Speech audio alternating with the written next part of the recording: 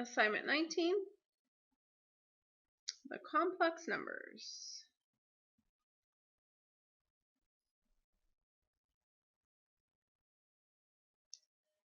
Essential question.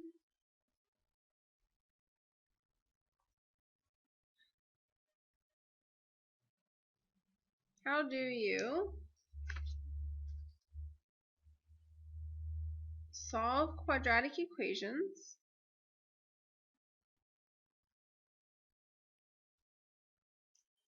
with quadratic equations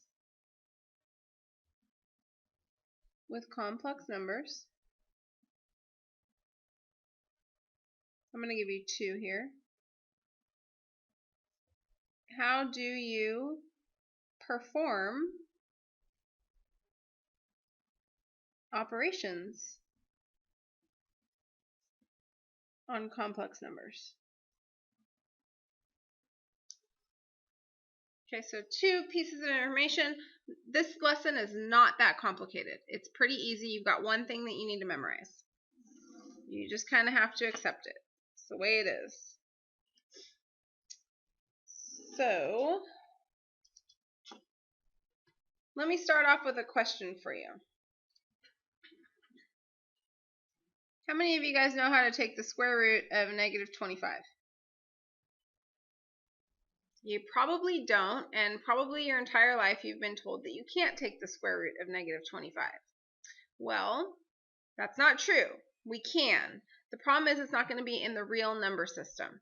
Okay, when we take the square root of negative 25, we're going to get something called a complex number. And we're going to use the imaginary unit to help us do that. So if you remember, when we first started the year, we talked about the real numbers. This was from assignment 1. So we had talked about the real numbers, and I said, don't worry about these imaginary numbers right now. We'll come back to those.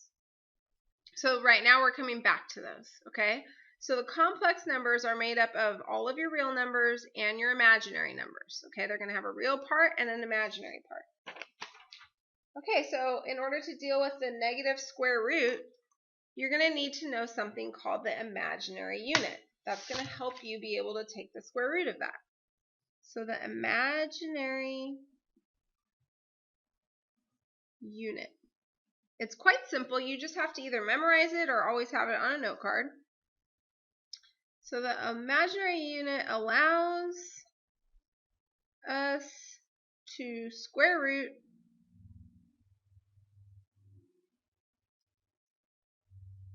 a negative number, like negative 25. I'll show you how to do that in a second. First, let me define this for you. So basically, the square root of negative 1 will always be I. And so on the flip side of that, think about like squaring both sides of this. I squared will always equal negative 1. So it's the only type of number that you can square and get a negative. And it's the only way that you can take the square root of a negative. Okay? So let's take this one back down here. So I can rewrite the square root of negative 25 as the square root of negative 1 times the square root of 25. Well, the square root of negative 1 by definition of imaginary unit is I. So this is really going to be I times 5, or a better way to write this would be 5I. So this is what you need to memorize. Okay, so let's do a couple of examples where we end up needing to use I while we're solving. So let's solve 2x squared plus 26 equals negative 10. Okay, so the first thing I'm going to want to do is to solve this. Well, it's not in standard form. So I need to make sure that I put this into standard form.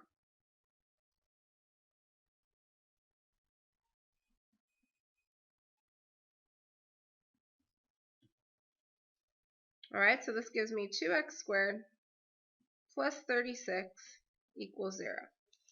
So from here, I notice that I don't have that middle term, that x term, so I can actually solve this using square roots.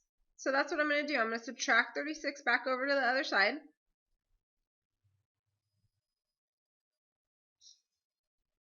Divide both sides by 2. Now to get x by itself, I can square root both sides. So when I square root both sides, I get x equals, remember there could be potentially 2 answers, and here I have a square root of -1 times a square root of 18. Well, that square root of -1 becomes I.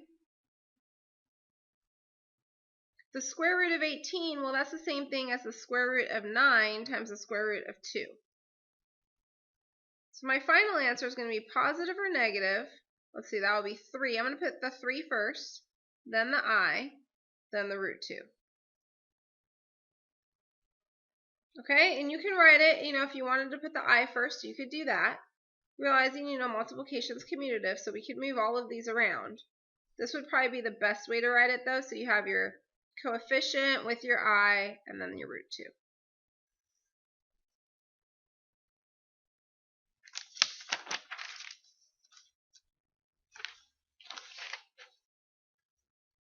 So by definition, then, a complex number looks like this. It's got an a plus bi, where a and b are real numbers.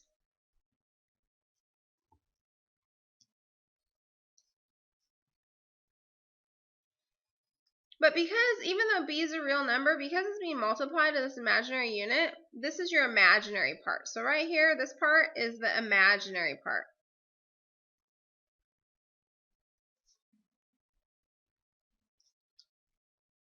And this part right here, well, that's your real part, because it has no imaginary unit attached to it. Okay, so let's do some more math with these. Let's see another example that we can do.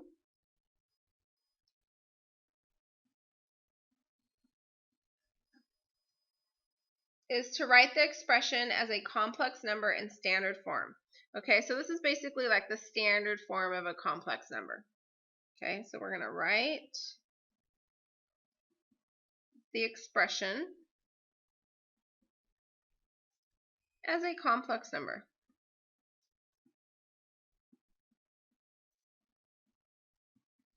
In standard form.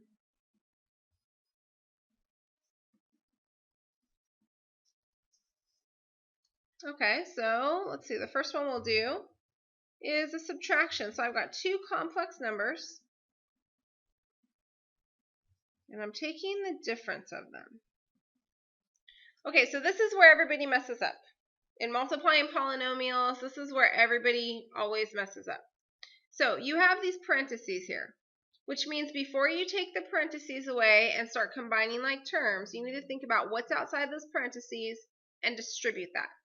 So outside these parentheses, I have a 1. So I'm going to distribute that 1 in order to get rid of these parentheses. So I'm going to have 3 plus 5i.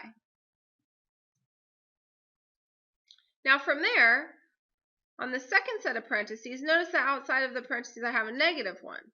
So I'm going to distribute that. This is where everybody messes up. So please be really careful. Don't try and take shortcuts, okay? Because when I distribute this -1, I'm going to get a -2. Distribute the -1 to the positive I get a -i. Now I'm ready to combine like terms. And it works, think of these i's just like a variable. Okay, so my like terms are, well, the 3 and the -2, and then the 5i and the -i. So 3 minus 2 is 1. 5i minus I is a positive 4i. We're done. Okay, so let's do another one. So how about, oops, that's not, we're going to skip one. We're going to try and take this short. We'll do B. Let's do 3 plus 5i squared. All right, well, If at this point in your career, your math career, you still think that you can just take this 2 and give it to each of these, that's very, very, very wrong, okay? This is really the same thing as 3 plus 5i times 3 plus 5i. So this involves distributing or foiling or double distributing or however you have remembered that, okay? 2 binomials, I'm going to double distribute or foil. All right, so when I do that, give myself a little bit more room here. My first terms give me 9. Okay, my outer terms give me a positive 15i. Inner terms give me a positive 15i. And last terms give me a positive 25i squared. All right, well, let's simplify some of these things. So, first of all, the 9 has no other like terms. Okay? The 15i and the 15i, those are like terms. So I'm going to combine those to get 30i. Again, you treat that I just like it's a variable. Now here's the tricky part. Remember what I squared is? I squared is a negative 1. Okay, so this is really 25 times negative 1. Okay, so one last line here. Well, actually maybe 2 more. So this is really a 9 and a negative 25. So 9 minus 25 plus 30i.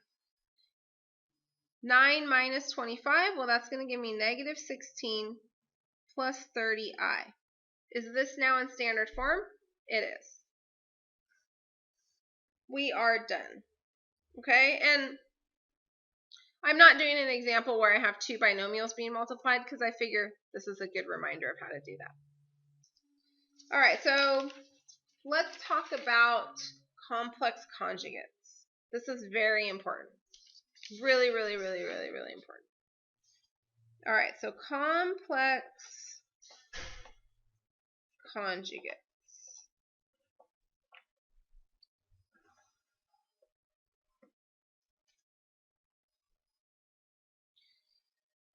Okay, so complex conjugates help you get rid of the imaginary unit. Okay, so it's going to help you get rid of the imaginary unit. And like, for example, you're going to want to do that similar to whenever you have a radical in your denominator. You also don't want to have an imaginary unit in your denominator. Okay? Anytime that you multiply complex conjugates, the product is a real number.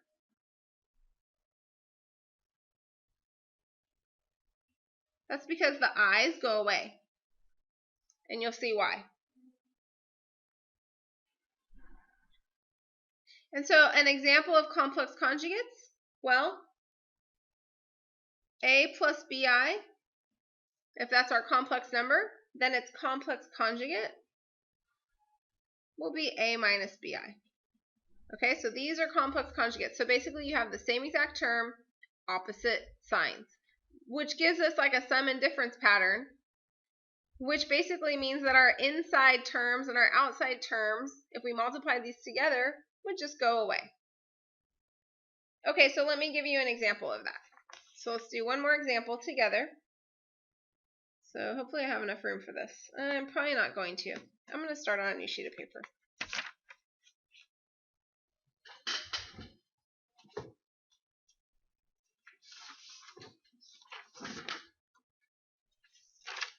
All right, so, and I'll leave this maybe like that for now. We'll see how this goes. All right, so let's do one more example together. Example 3, where we're going to use our complex conjugates. So we want to write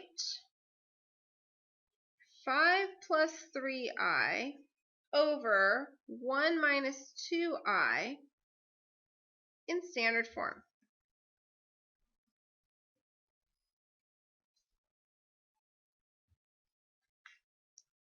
Okay, well, first of all, if I want it in standard form, I'm a long ways from that, right? So a plus bi. Well, I've got a fraction here, so that's bad, which means I basically want to clear out what I have in the denominator here. I don't want to have 1 minus 2i anymore. Okay, so I got to get the I out of the denominator.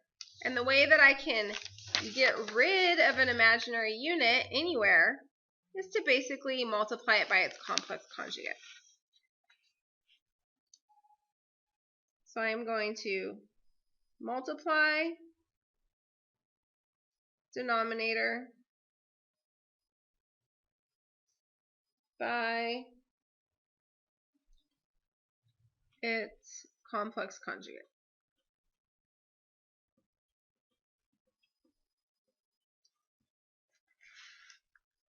Okay, so if I multiply the denominator by the complex conjugate, I'm going to have to do the same thing to the numerator, right? Because you always have to multiply by 1. So you have to have the same thing multiplying the numerator and denominator. Okay, so here I go. So I'm going to take my 5 plus 3i and my 1 minus 2i. And I need to get rid of this I in the denominator, which means that's the conjugate that I want. Okay, so instead of having a subtraction sign, I'm going to multiply it by the same two terms with an addition sign. So 1 plus 2i. And if I do that on the bottom, I also need to do that to the top. Oops. Right, so a plus bi and a minus bi are conjugates, which is why I have just multiplied this. I originally had the minus. Now I've multiplied it by the plus. All right, so now I just have a whole bunch of distributing to do. Okay, and it might be helpful if you put these terms also in parentheses. All right, so here I go. So on the top, first terms give me 5.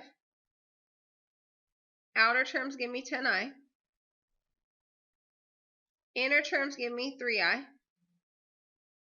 Last terms give me positive 6i squared. Okay, I'll combine those in a minute. Let's go ahead and do the bottom now. So on the bottom, first terms give me 1. Outer terms give me positive 2i. Look what happens, how cool this is. Inner terms give me negative 2i. And the last terms give me a negative 4i squared. Again, this I is going to go away. These, when I combine those, they actually cancel each other out. Super cool. All right, so now I'm going to go through on the top, combine like terms. So let's see, I've got a 5 plus 13i. And what happens here? What does this negative I become, what does I squared become? It becomes negative 1. All right, on the bottom, well, I have a 1 minus 4, and again, that I squared is going to be a negative 1. Okay, simplifying even further, this actually becomes a negative 6. Well, negative 6 and positive 5 give me negative 1. On the bottom, this is really 1, and then I have a negative 4 times a negative 1, so that's plus 4. So I really just have 5. Now, I'm okay with your answer like this. The book is going to, I think, give all the answers as 2 terms. So the way they are going to give it is writing it as a fraction so that you put each of the numerator terms over the denominator. So you could write negative 1/5 plus 13i over 5.